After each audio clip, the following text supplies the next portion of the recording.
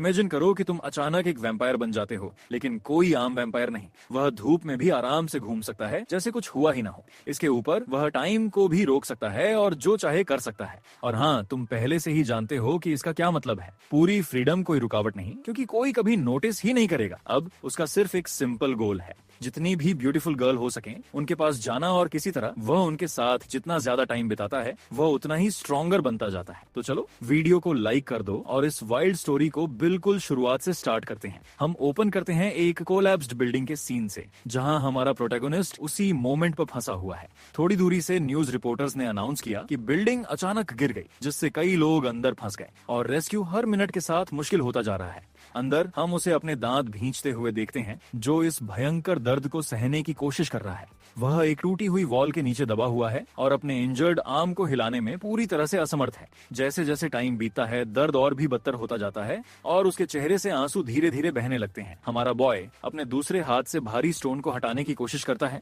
लेकिन जल्द ही उसे एहसास होता है कि यह पूरी तरह से यूजलेस है। अपनी इस होपलेस सिचुएशन को देखते हुए वह सोचने लगता है कि वह आखिर इस हाल में पहुंचा कैसे। अभी कुछ ही दिन पहले वह एक डिलीवरी बॉय के रूप में काम कर रहा था, अपने फ्रेंड के साथ बाइक पर घूम रहा था, अपने एक और पार्ट टाइम शिफ्ट को संभालने के लिए तैयार था। ड्राइविंग के दौरान उसके फ्रेंड ने उसे वार्न किया कि जिस अपार्टमेंट बिल्डिंग की तरफ वे जा रहे हैं वह नई है और थोड़ी कंफ्यूजिंग है, इसलिए उसे केयरफुल रहना चाहिए। इसके बाद हमारे प्रोटैगनिस्ट ने सारे भारी बॉक्सेस अकेले ही उठाए और देखते ही देखते उसकी पीठ ने जवाब देना शुरू कर दिया। लेकिन रिसीवर, जो एक वुमन थी, उसने उसे थैंक यू तक नहीं कहा। इसके बजाय उसने बड़े आराम से उससे गार्बेज बैग्स को बाहर फेंकने के लिए कह दिया, जैसे कि वह कोई क्लीनर हो। उसके एटीट्यूड में कोई शर्म नहीं थी। ये काम खत्म करने के बाद वह व्हीकल के पास लौटा और उसी बिल्डिंग में डिलीवर करने के लिए और बॉक्सेस उठाए। लिफ्ट में एंटर करते ही उसने अकेले सब कुछ उठाने के बारे में चुपचाप शिकायत की। जब 22वें फ्लोर पर लिफ्ट के डोर्स खुले तो उसने नोटिस किया कि एक वुमन एक rich, well dressed older man के साथ एलिवेटर की तरफ आ रही थी। ओल्ड मैन ने उसे कैजुअल अंदाज में ग्रीट किया, जबकि वह उस वुमन के काफी करीब था। हमारे बॉय के पर्सपेक्टिव से वे दोनों एक दूसरे के साथ बहुत ज्यादा फेमिलियर लग रहे थे, जैसे उनकी रात काफी लंबी रही हो और वह अब तक उससे रिकवर नहीं हो पाई थी। जल्द ही वह मैन उस वुमन के साथ अपने फ्लोर पर चला गया। उसे जाते हुए देखकर हमारा प्रोटैगनिस्ट उस मैन की लाइफस्टाइल से जेलस फील किए बिना नहीं रह सका। आखिर उसने इसी मैन को कुछ ही दिन पहले एक बिल्कुल डिफरेंट वुमन के साथ देखा था, और उससे भी पहले वह एक साथ 2 गर्ल्स के साथ था। हर एक बार जब हमारा बॉय उसे टकराता था, वह हमेशा किसी न किसी दूसरी ब्यूटीफुल वुमन से घिरा होता था, और सच कहें तो इसने उसे काफी जेलस बना दिया था। उस मैन ने एक लग्जरी वॉच भी पहनी हुई थी, जिसकी कीमत मिलियंस में हो सकती थी, जो कि हमारे बॉय के किसी भी सपने से बहुत दूर थी। उसे थोड़ी दूरी से देखते हुए वह अपनी खुद की लाइफ पर पछतावा किए बिना नहीं रह सका और विश करने लगा कि काश वह भी उस ओल्ड मैन की तरह जी पाता। लेकिन आज का दिन कुछ डिफरेंट लग रहा था। उसने नोटिस किया कि वह मैन लिफ्ट में अकेला था, ये सोचते हुए कि शायद वह बाहर जा रहा था। अचानक वह मैन उसकी तरफ मुड़ा, उसकी आंखें रेड ग्लो कर रही थी। उसने हमारे बॉय को बुलाया और बड़े शांत होकर पूछा कि क्या वह उतर रहा है। चौंकर हमारे प्रोटोगोनिस्ट ने पूछा क्यों, लेकिन अंदर ही अंदर वह पहले से ही पैनिक कर रहा था, ये सोचते हुए कि शायद वह मैन घूरे जाने से अनॉयड हो गया था। उस मैन ने सिंपली जवाब दिया कि वह अक्सर इस फ्लोर पर डिलीवर करता है, और हमारे बॉय ने कंफर्म करते हुए कहा कि रूम ओनर बहुत ज्यादा ऑर्डर करता है, यहाँ तक कि उसने उसे थैंक यू भी कहा।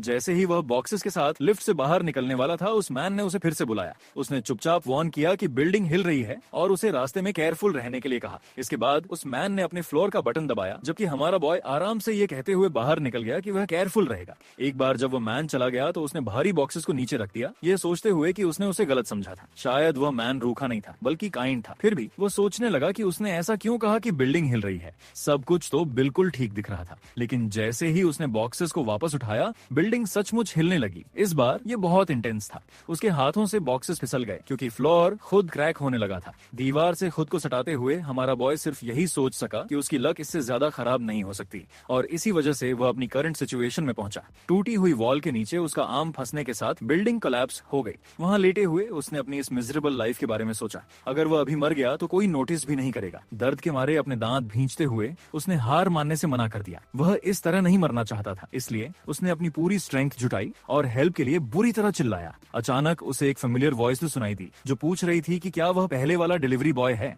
आवाज की तरफ देखते हुए उसने देखा कि वह आवाज ठीक उसके सामने टूटी हुई वॉल्स के बीच से आ रही थी। हमारे बॉय ने जल्दी से पूछा कि क्या वह लिफ्ट वाला ओल्ड मैन है और क्या वह भी हर्ट हुआ है, लेकिन उस मैन ने जवाब दिया कि यह अभी इम्पोर्टेंट नहीं है, क्योंकि एक अजीब रेड रेड लिक्विड धीरे धीरे उन क्रैक से रिस रहा था जहां से उसकी आवाज आ रही थी। उस मैन ने फिर कहा कि सन जल्द ही निकलने वाला है और उनके पास ज्यादा टाइम नहीं बचा है। कंफ्यूज्ड होकर हमारे प्रोटोगोनिस्ट ने जवाब दिया, सन से क्या फर्क पड़ता है, अगर कोई नहीं आया तो हम वैसे भी मर जाएंगे। उस मैन ने शांति से कहा कि अगर चीजें ऐसी ही चलती रहीं तो वे दोनों यहाँ मर जाएंगे। फिर उसने पूछा कि क्या वह इस सिचुएशन में सरवाइव करने के लिए हेल्प चाहता है। डेस्परेट होकर हमारे बॉय ने तुरंत पूछा कैसे। उस मैन ने सिंपली कहा, ये इजी है, बस अपने ठीक सामने वाले ब्लड को पी लो, जिसने हमारे प्रोटैगनिस्ट को अंदर तक शॉक कर दिया। इसके बाद सीन 2 वीक्स बाद एक हॉस्पिटल के अंदर शिफ्ट होता है। हम एक नर्स को काम करते हुए देखते हैं जो न्यूज सुन रही है। ये कुछ वीक्स पहले कोलैप्स बिल्डिंग के बारे में था जिसका डिमोलिशन आज से स्टार्ट होने वाला था। रिपोर्ट में बताया गया कि टोटल 20 लोगों की मौत हुई जिसमें सिर्फ एक सर्वाइवर था। ये सुनने के बाद नर्स उस पेशेंट को चेक करने के लिए अंदर जाती है जिसे उसने पहले साइन इन किया था। उसे देखकर वह सोचने से खुद को नहीं रोक सकी कि क्या वह उस कोलैप्स में नहीं फंसा था। वह सिर्फ एक ब्रोकन आर्म के साथ बाहर कैसे आ गया। और हाँ, वह हमारे प्रोटेगनिस्ट के बारे में बात कर रही थी जो बेड पर अनकॉन्शियस लेटा हुआ था, जैसे कि वह कोमा में हो। वह उसका चेहरा ध्यान से देखती है, ये सोचते हुए कि वह वीक लग रहा है, उसके बारे में कुछ भी स्पेशल नहीं लगता, तो वह सरवाइव कैसे कर गया। धीरे धीरे वह अपना हाथ उसके चेहरे के करीब लाती है, ये सोचते हुए कि क्या उसने अभी इसे थोड़ा हिलते हुए देखा। श्योर होने के लिए वह धीरे से उसका चेहरा थपथपाती है और पूछती है कि क्या वह उसे सुन सकता है, किसी रिस्पॉन्स की उम्मीद करते हुए। लेकिन कुछ भी वापस न मिलने पर वह इस आइडिया को छोड़ देती है। इसके बाद वह रूम से बाहर चली जाती है, खुद को यह समझाते हुए कि वह बस थक गई है और चीजें इमेजिन कर रही हैं। लेकिन जैसे ही वह बाहर कदम रखती है, अचानक एक आवाज हमारे बॉय से कहती है कि कोमा में होने का नाटक करना बंद करें। ये सुनकर हमारा प्रोटैगनिस्ट धीरे धीरे अपनी आंखें खोलता है, जो साफ तौर पर चौंक गया है। उसे अपनी आंखों पर यकीन नहीं हो रहा था। एक ओल्ड मैन का घोस्ट ठीक उसके सामने था और ऐसा लग रहा था कि किसी और ने नोटिस नहीं किया, जिससे वह अंदर ही अंदर पैनिक करने लगा। अपना आपा खोते खोते वह फुसफुसाता है कि अगर किसी को पता चला कि वह एक भूत देख रहा है तो वे उसे सीधे मेंटल हॉस्पिटल भेज देंगे। वह ओल्ड मैन तब एक वायलेट फ्लेम में बदल जाता है और हमारा बॉय नर्वस होकर पूछता है, क्या आप सचमुच उस समय मर गए थे? ऑल राइट व्यूअर्स, अब से हम इस ओल्ड मैन को सोल कहेंगे। सोल इसकी पुष्टि करता है और हमारा प्रोटोगोनिस्ट जल्दी से दूसरा सवाल पूछता है, क्या वही था जिसने बिल्डिंग को ढहाया था? सोल शांति से जवाब देता है और पूछता है कि क्या उसे लगता है कि वह खुद मरना चाहता था? बेशक वह नहीं था। फिर भी कंफ्यूज्ड होकर हमारा बॉय पूछता है कि उसने उसकी बॉडी के साथ आखिर किया क्या है और वह अकेला क्यों है जो उसे देख पा रहा है। सोल सच से पर्दा उठाता है, वह इसलिए बच पाया क्योंकि चॉइस मिलने पर उसने उसका ब्लड पिया था और यही वजह है कि अब केवल वही उसे देख या सुन सकता है। एक अनॉयड एक्सप्रेशन के साथ हमारा प्रोटैगनिस्ट बहस करता है कि उसने ऐसा सिर्फ इसलिए किया क्योंकि वह डेस्परेट था और सरवाइव करने का कोई दूसरा रास्ता नहीं था। सोल इसे टालते हुए कहता है कि वजह चाहे जो भी हो, उस ब्लड को पीने से वह एक वैम्पायर बन गया और इसी तरह वह जिंदा बचा। वैम्पायर शब्द सुनकर हमारा बॉय पूरी तरह शॉक्ड हो जाता है और फिल्मों के उन जीवों के बारे में सोचने लगता है जो ब्लड पीकर जिंदा रहते हैं। सोल इसे कंफर्म करता है, वैम्पायर्स सचमुच होते हैं, वह खुद भी एक है और अब हमारा प्रोटैगनिस्ट भी एक बन चुका है। हमारा बॉय फ्रस्ट्रेशन में अपना सिर पकड़ लेता है, ये सोचते हुए कि उसकी लाइफ खत्म हो गई, कोई सनलाइट नहीं और ब्लड पर टिकी जिंदगी। लेकिन सोल जल्दी से चीजें साफ कर देता है। चूंकि उसने बाइट किए जाने के बजाय ब्लड पिया था, इसलिए वह कुछ अलग बन गया है, एक हाइब्रिड जो उन यूजुअल पाबंदियों से आजाद है और सन के नीचे भी घूम सकता है। फिर भी कंफ्यूज्ड होकर हमारा प्रोटैगनिस्ट पूछता है, आखिर उसे अब एक वैम्पायर के रूप में क्या करने की जरूरत है? सोल शांति से जवाब देता है, ये सिंपल है, ह्यूमंस को इन्फ्लुएंस करो और उन्हें अपना बनाओ। शॉक्ड होकर हमारा बॉय उससे सवाल करता है, क्या वह सचमुच यह उम्मीद करता है कि वह इन सब वैम्पायर्स और लोगों को कंट्रोल करने वाली बात पर यकीन कर ले? सोल बड़े आराम से उससे रूम के बाहर कदम रखने और खुद चेक करने के लिए कहता है कि क्या वह सच कह रहा है। हमारा प्रोटैगनिस्ट एक पल के लिए हिचकिचाता है, लेकिन सोल उसे सिर्फ इस एक बार उस पर ट्रस्ट करने के लिए कहता है। धीरे धीरे हमारा बॉय रूम के बाहर झांकता है और सामने का सीन देखकर तुरंत शॉक में फ्रीज हो जाता है। उसके सामने की हर चीज पूरी तरह स्टिल है, जैसे टाइम खुद रुक गया हो और सिर्फ वही मूव कर सकता है। यहाँ तक कि पास की एक नर्स अपना कप पानी से भरते हुए बीच में ही फ्रीज हो चुकी है और पानी की बूंदें हवा में बिना किसी मूवमेंट के लटकी हुई हैं। सोल तब एक्सप्लेन करता है कि वैम्पायर सिर्फ वो नहीं है जो लोग फिल्मों में देखते हैं, वे सिंपल ब्लड ड्रिंकर्स से कहीं बढ़कर हैं। जो पावर अब उसके पास है वह उसकी समझ से बहुत बड़ी है और ये तो बस शुरुआत है। एक नर्वस वॉइस में हमारा प्रोटैगनिस्ट पूछता है, क्या इसका मतलब ये है कि लोगों को इन्फ्लुएंस करना और उन्हें अपना बनाना सचमुच रियल है? और सोल बस अपना सिर हिला देता है। फिर भी अनश्योर होकर हमारा बॉय पूछता है कि आखिर उसे ये करना कैसे है। सोल स्मर करता है और कहता है कि यह ऑब्वियस है, बस उनके साथ सो जाओ और उसके बाद हर चीज नेचुरली अपनी जगह पर आ जाएगी। हमारा प्रोटैगनिस्ट ये सुनकर स्टंट रह जाता है, उसे यकीन नहीं होता कि उन्हें अपना बनाने के लिए उसे सचमुच उनके इतना क्लोज जाना होगा। सोल शांति से एक्सप्लेन करता है कि अगर वह सचमुच ऐसा करता है तो वे नेचुरली उसकी बन जाएंगी और कोई एरी गैरी नहीं। उसके पास दुनिया की सभी ब्यूटीफुल वीमेन हो सकती हैं, वे बिना किसी हिचकिचाहट के उसकी हर बात, उसकी हर छोटी रिक्वेस्ट को मानेंगे। सोल उसे और उकसाता है है। बस इमेजिन करो कि दुनिया की सारी ब्यूटी तुम्हारे पास हो और इस बार कोई उसे कभी रिजेक्ट नहीं करेगा। पास खड़ी नर्स की तरफ देखते हुए हमारा बॉय सोचने लगता है शायद अब वह फाइनली वो सब कुछ पा सकता है जो वह चाहता है और कोई भी उसे फिर कभी नीची नजरों से नहीं देखेगा। सोल कहता है क्या ये वही चीज नहीं है जिसके लिए वह हमेशा से विश कर रहा था। सोल आगे कहता है कि उसकी वैम्पायर एबिलिटीज टाइम के साथ और भी स्ट्रॉन्ग होती जाएंगी, लेकिन वह बाद की बात है। अभी उसे यह डिसाइड करने की जरूरत है कि वह किस तरह का पर्सन बनना चाहता है, एक नॉर्मल ह्यूमन जिसे हमेशा नीची नजरों से देखा जाता है या कोई ऐसा जो इन सब से ऊपर खड़ा हो सके। एक पल के लिए हमारा बॉय साइलेंटली सोल को घूरता है। अंदर ही अंदर उसे एहसास होता है कि यह चॉइस उसने बहुत पहले ही कर ली थी। उसे अपना कड़वा पास्ट याद आता है, कॉलेज की फीस भरने के लिए अंतहीन डिलीवरी जॉब्स करना, उस ओल्ड मैन को देखना जो हमेशा ब्यूटीफुल वीमेन और लग्जरी से घिरा रहता था, अपनी लाइफ को पूरी तरह से जीता था। वह फाइनली बोलता है और सोल को अपना डिसीजन बताता है। वह चुनता है एक ऐसा पर्सन बनना जो ऑर्डिनरी लोगों से ऊपर खड़ा हो। कुछ घंटों बाद हम उसी नर्स को देखते हैं जो रिपोर्ट्स के काम में बिजी है। अचानक कोई उसका नाम पुकारता है, नर्स यूमी। 2 सीनियर नर्सेज उसके पास आती हैं और उस पर आरोप लगाती हैं कि उसने उनके दिए हुए डॉक्यूमेंट्स कंप्लीट नहीं किए। यूमी शांति से एक्सप्लेन करती है कि उसने उन्हें पहले ही फिनिश कर दिया था और पेपर्स को उसकी डेस्क पर रख दिया था, लेकिन वे स्नैप बैक करती हैं और पूछती हैं कि क्या वो उनसे बहस कर रही है और कहती हैं कि उसमें प्रॉपर मैनर्स की कमी है। एक फोर्स्ड स्माइल के साथ नर्स यूमी चुपचाप अपोलोजाइज करती है। जैसे ही वे जाती हैं, वह अपने मन में सोचती है वे सिर्फ उसे परेशान करने आई थी। अपना काम खत्म करने के बाद वह थोड़ी फ्रेश एयर के लिए रूफ टॉप पर जाती है। एक दीवार के पीछे से हमारा बॉय उसे देखता है, जबकि सोल फुसफुसाता है कि उसे टाइम फ्रीज कर देना चाहिए, उसके पास जाना चाहिए और उसे अपना बना लेना चाहिए। आखिर वह काफी ब्यूटीफुल है। हमारा प्रोटैगनिस्ट उसे जल्दी से याद दिलाता है कि उसकी पावर अभी भी वीक है, उसने कल ही तो सीखा है और वह बमुश्किल 3 मिनट्स के लिए टाइम स्टॉप कर सकता है। सोल मानता है कि यह सच है, लेकिन एक बार जब उसे इसकी आदत हो जाएगी तो उसकी टाइम लिमिट और पावर दोनों इंक्रीज हो जाएंगे। वह वापस उसकी तरफ देखता है और सोचता, हाँ अभी के लिए सिर्फ देखना ही बेहतर है। अगर उसने टाइम स्टॉप का स्टंट किया और पकड़ा गया तो सीधे जेल होगी। अचानक हमारा प्रोटैगनिस्ट शॉक हो जाता है जब वह उसकी तरफ देखता है। नर्स यूमी ने अपने हाथ में एक बेसबॉल बैट टाइटली पकड़ा हुआ है। ऐसा लगता है कि वह उस फ्रस्ट्रेशन को रिलीज करने की कोशिश कर रही है जो उसने अपनी सीनियर्स के कांस्टेंट मॉकरी की वजह से रोक रखा था। अगले ही मोमेंट वह हवा में बैट स्विंग करना स्टार्ट कर देती है। उसे इस तरह देखते हुए हमारा बॉय नर्वस हो जाता है। अगर उसने अपनी पावर यूज की और उसने उसे पकड़ लिया तो वह सचमुच उस बैट से उसे नॉकआउट कर सकती है। कुछ स्विंग्स के बाद वह नीचे बैठ जाती है और आह भरते हुए कहती है कि वह सालों में काफी सॉफ्ट हो गई है। तब यूमी खड़ी होती है और अपने हेयर फिक्स करती है। वह बुदबुदाती है कि अगर यह उसके हाई स्कूल के दिन होते तो उनमें से कोई भी बचकर नहीं जा पाता, सिर्फ उसकी जॉब ही उसे अभी रोक कर रखे हुए है।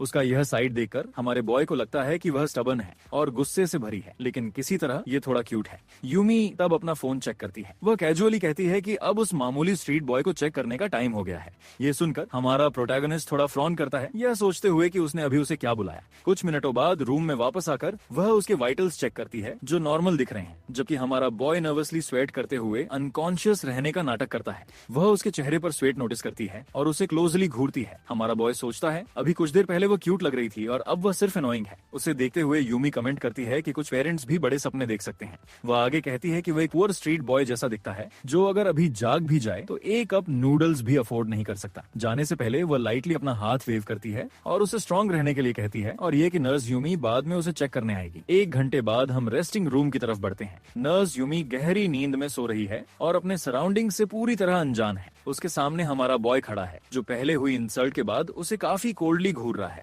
सोल कमेंट करता है कि वह काफी बोल्ड है जो उसके सोते समय चुपके से उसके रूम में आ गया। हमारा प्रोटैगनिस्ट सोचता है कि उसने जिस तरह से उसके साथ बर्ताव किया था उसकी कीमत तो उसे चुकानी ही होगी, लेकिन जब वह उसे क्लोजली देखता है तो वह मानता है कि वह असल में काफी अट्रैक्टिव है, बस कोई ऐसी जिसके अंदर बहुत गुस्सा है और उसके जैसे लोगों के लिए एक खराब एटीट्यूड है। रूम में चारों तरफ देखते हुए वह सोचता है कि अगर वह अचानक जाग गई तो क्या वह इस सिचुएशन को संभाल पाएगा। अगर वह पकड़ा गया तो सिर्फ मुसीबत ही नहीं होगी बल्कि वह सीरियस डेंजर में पड़ सकता है। फिर भी वह खुद को याद दिलाता है कि उसके पास एक ऑप्शन है, अगर कुछ भी गलत हुआ तो वह टाइम फ्रीज कर सकता है और एस्केप कर सकता है। ये रियलाइजन करते हुए कि अब पीछे हटने का कोई रास्ता नहीं है, वह एक्ट करने का डिसीजन लेता है। धीरे धीरे वह एक ऐसी लाइन क्रॉस करने लगता है जो उसने कभी सोचा भी नहीं था कि वह करेगा, जबकि वह सोई हुई है। उसकी स्मूथ स्किन देखकर हमारे बॉय को यकीन नहीं होता और वह सोचता है कि किसी की स्किन इतनी सॉफ्ट कैसे हो सकती लगती है। इस बीच वह शांति से सोती रहती है और आगे क्या होने वाला है उससे पूरी तरह अनजान है। हमारा प्रोटोगोनिस्ट और करीब जाने लगता है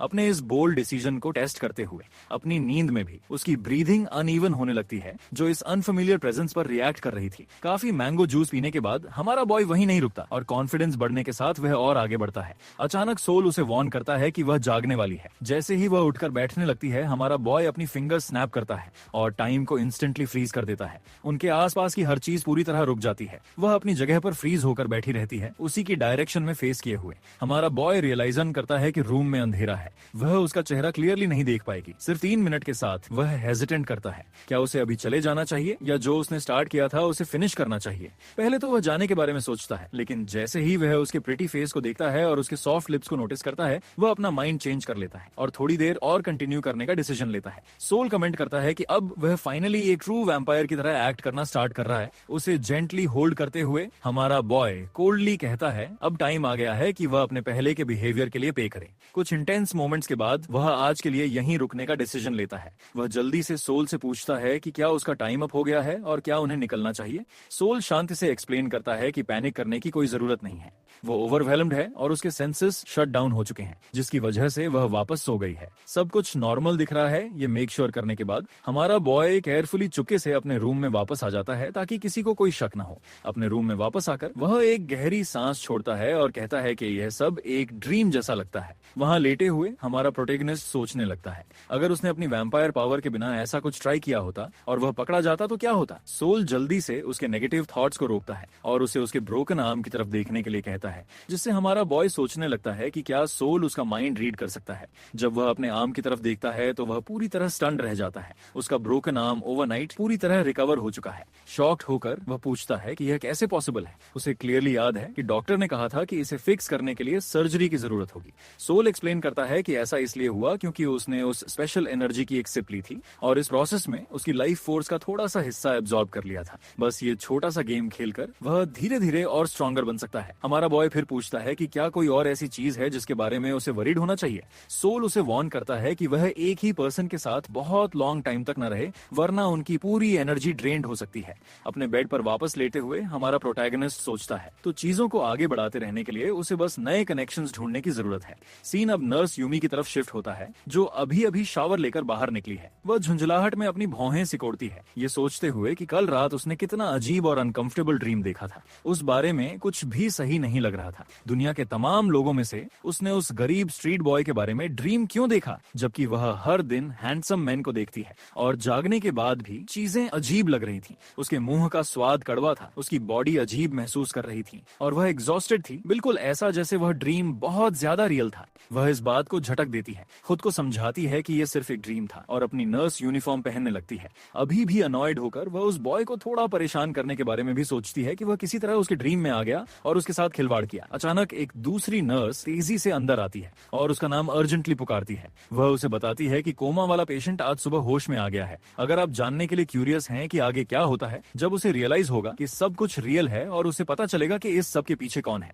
और क्या हमारा बॉय और आगे जाता है या अपने नए टारगेट्स पर नजरें टिकाता है, तो फटाफट पार्ट 2 के लिए 100 लाइक्स कर देना। तब तक अपनी स्क्रीन पर दिख रहे इस मैनहवा को चेक करें जो इससे भी बेहतर न सही पर इसके जितना ही अच्छा है। मिलते हैं अगले वीडियो में।